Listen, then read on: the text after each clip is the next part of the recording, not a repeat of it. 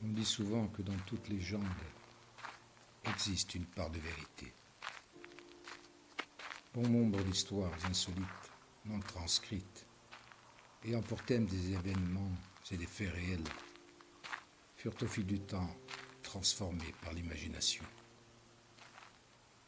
Lors des récents voyages, j'ai eu la fortune de rencontrer un personnage qui, au hasard de nos conversations, porta à ma connaissance une histoire que j'aimerais vous narrer. Aussi, si vous daignez m'accorder un peu de votre temps, je serais heureux de vous conter cette légende qui, depuis plus de 5 siècles, se transmet de génération en génération. Alors, remontez le temps avec moi.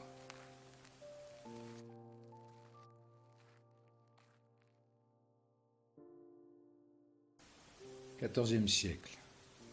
Nous sommes en France.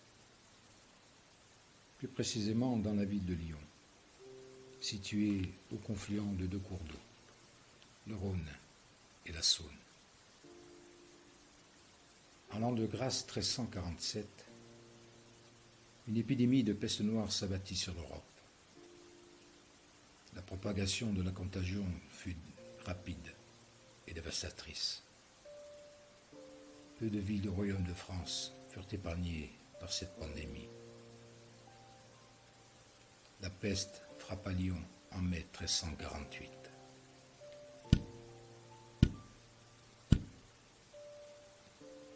Au terme de l'automne, la paroisse de Saint-Nizier révélait dans ses écrits un fort taux de mortalité. Près de 6000 âmes succombèrent à cette pestilence. L'épidémie plongea l'économie de la cité dans le chaos et jeta les habitants dans le désarroi et la misère. Les campagnes furent très peu affectées par la maladie, certainement due à une concentration de population plus faible. Peut-être aussi parce qu'au sein des communautés paysannes où tous se connaissaient, il était plus facile de chasser l'intrus. Mais durant cette sombre période,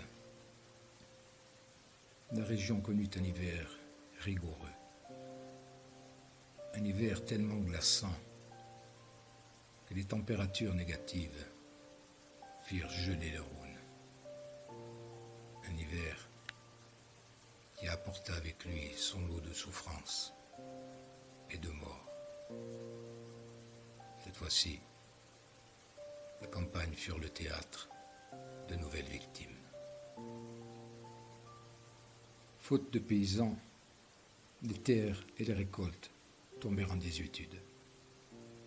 Les bétails laissés en divagation furent les premières proies des prédateurs qui, à la recherche de nourriture, se risquaient à sortir des forêts. Consciente que l'avancée de ces attaques de plus en plus fréquentes s'annonçait maintenant aux portes de la ville, les autorités de l'époque recrutèrent des chasseurs pour anéantir ces prédateurs qui osaient se rapprocher de la cité. C'est durant cette rude saison qu'une louve affamée et errant depuis plusieurs jours parvint à entrer dans la ville en passant sur la surface gelée du Rhône. Durant les jours qui suivirent, la présence de l'animal fut maintes fois signalée. Et les habitants qui osèrent défier sa présence en ces lieux furent parfois blessés par ses attaques. Un sentiment de peur et d'insécurité se ressentait dans la population déjà accablée. Les traques se multiplièrent et de nombreux loups furent abattus. Mais la louve solitaire courait toujours. Un jour, des chasseurs postés aux abords de la forêt aperçurent l'animal et le prirent en chasse. Mais, malgré leur expérience, ils perdirent sa trace dans les bois. Ce fut à la tombée du jour que la louve entra à nouveau dans Lyon. La louve arpentait prudemment les rues de la ville à la recherche de nourriture. Son flair l'amena dans une ruelle étroite et sombre. C'est là qu'elle décida de se poser. Elle se dissimula derrière un tas de bois, s'allongea et attendit patiemment. Si son odorat ne l'avait pas trahi, c'est ici, dans cet endroit isolé, qu'elle trouverait de quoi assouvir sa faim. La nuit s'installait. Peu à peu, les habitants regagnaient leur foyer.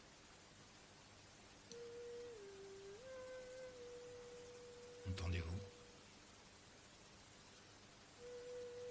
Entendez-vous cette voix? La louve aussi avait entendu. Toujours à l'affût, elle redressa furtivement sa tête pour observer. C'était un enfant qui fredonnait une comptine. Innocent et insouciant, il s'engagea dans le passage. Pas après pas, il s'enfonçait dans la ruelle, se rapprochant inexorablement de la bête. Tapie dans l'ombre, elle le suivait de son regard. Quand il fut assez proche, elle bondit tout gros dehors et saisit l'enfant à la gorge. L'attaque fut rapide et brutale. La louve le dévora.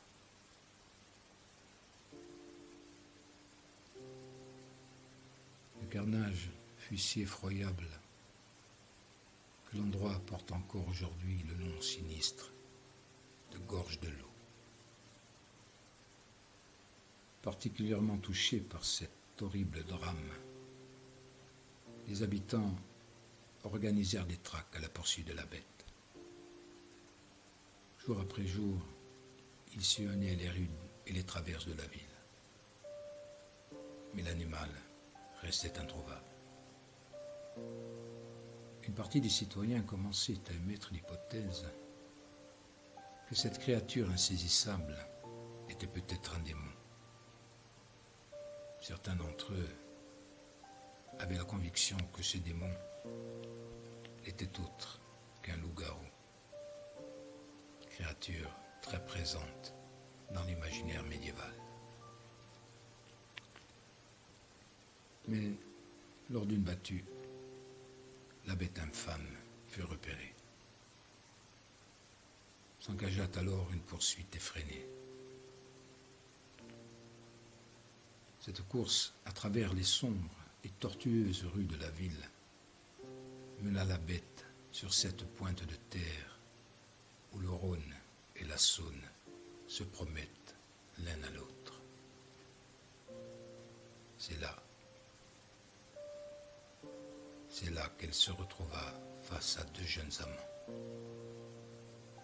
Les amants qui dissimulaient leur amour au regard des autres. Quoique traquée, la rage de la louve était telle que rien ne pouvait apaiser son instinct de prédateur. Ses grognements dévoilaient toute sa férocité et l'issue inéluctable de cette scène. Elle les égorgea tous deux.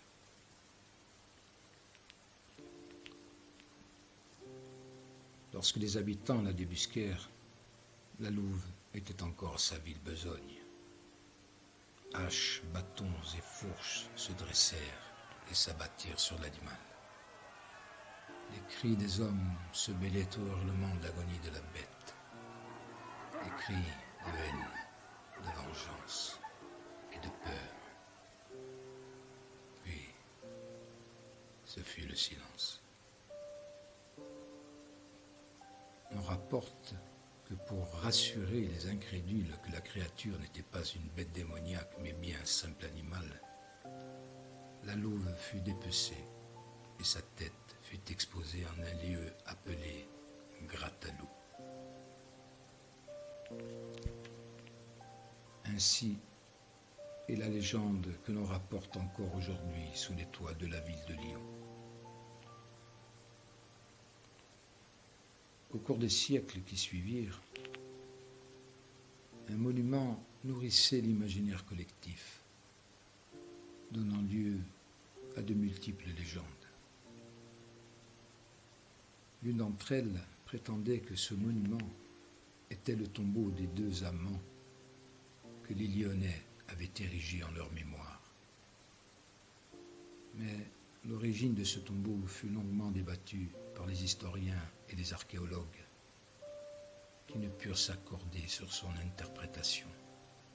Le monument fut détruit en 1707.